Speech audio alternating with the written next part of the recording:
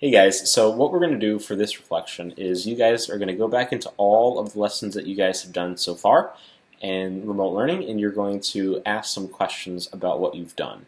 So you see over here we have Plan 1, Plan 2, Plan 3, Plan 4, Plan 5, Plan 6, Plan 7 over here. So what you're going to do is you have 4 bullet points to ask 4 questions, and I know that you may not just have 4 questions. I don't expect you to have 4 questions. I expect you to come up with 4 questions.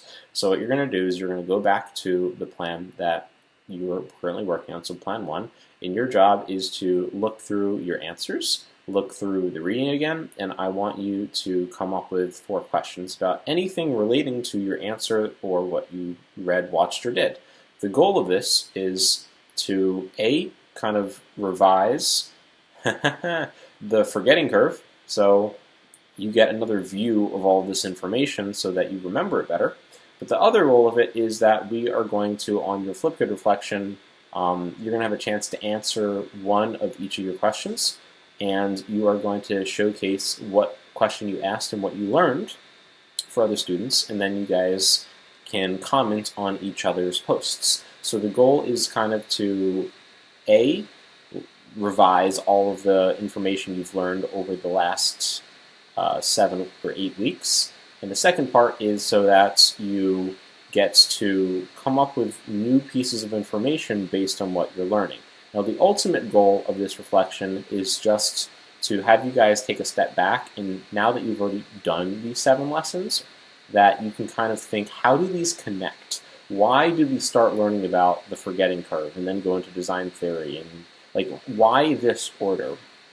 And I want you to take that step back up in your Flipgrid video, and these questions are going to help you decompose the information in them to maybe help you synthesize them to find a reason that these are in this order. Now, I personally obviously had like a reason to put it in this order, but that doesn't mean that's what you got out of it. So I'm hoping by doing this, you guys come up with a explanation for why you saw them to be in this order, or maybe you thought they should have been in a different order, or something was missing, or it was perfect as it is. I'm just looking for your take on what you've learned so far. So that's the goal of this. It shouldn't take too long this week.